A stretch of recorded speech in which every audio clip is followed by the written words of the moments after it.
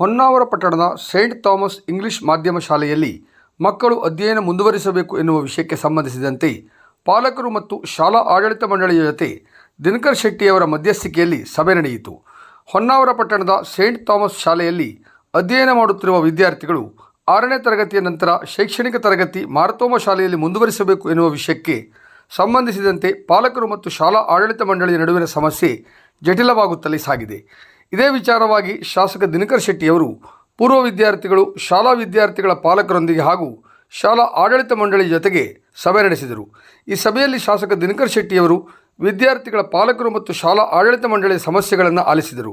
Saint Thomas ಶಾಲೆಯ ಆಡಳಿತ ಮಂಡಳಿಯ KC ವರ್ಗೀಸ್ ಮಾತನಾಡಿ, ಪಾಲಕರು ಹೇಳುವುದು ಸರಿಯಿದೆ, ಆದರೆ ಕೆಲವು ಕಾನೂನು ಸಮಸ್ಯೆ ಇದೆ ಎಂದರು.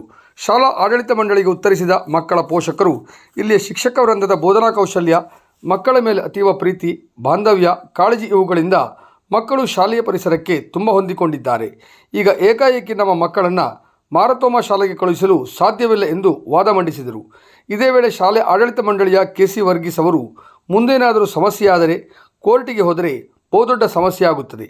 ಹೀಗಾಗಿ ಮಕ್ಕಳ ಪಾಲಕರು ಈ ವಿಚಾರವಾಗಿ ಲಿಖಿತ ಪತ್ರವನ್ನು ನೀಡಿದರೆ ಮುಂದುವರಿಸುತ್ತೇವೆ ಎಂದರು.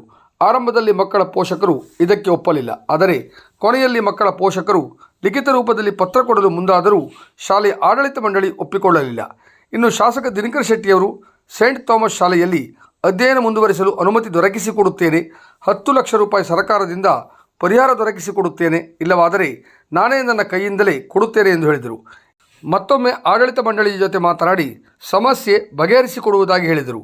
ಇನ್ನು ಸೇಂಟ್ ಥಾಮಸ್ ಶಾಲೆಯ ಆಡಳಿತ ಮಂಡಳಿ ಮಾರತೋಮ ಶಾಲೆಗೆ ಸೇರಿಸಿದರೆ 60% ಶುಲ್ಕ ಕಡಿಮೆ ಮಾಡುವುದಾಗಿ ಆಫರ್ ನೀಡಿದರು. ಆದರೆ ಮಕ್ಕಳ ಪೋಷಕರು ಇದಕ್ಕೆ ಒಪ್ಪಿಕೊಳ್ಳಲಿಲ್ಲ. ಹೀಗಾಗಿ ಶಾಸಕ ದಿನಕರ್ ಶೆಟ್ಟಿಯವರ ಮಧ್ಯಸ್ಥಿಕೆಯಿಂದ ತಮ್ಮ ಮಕ್ಕಳು ಸೇಂಟ್ ಥಾಮಸ್ ಶಾಲೆಯಲ್ಲಿ ಅಧ್ಯಯನ ಮುಂದುವರಿಸುವಂತಾಗುತ್ತೆ ಎಂದು ಮಕ್ಕಳ ಪೋಷಕರು ಆಶಯವನ್ನಿಟ್ಟುಕೊಂಡಿದ್ದಾರೆ.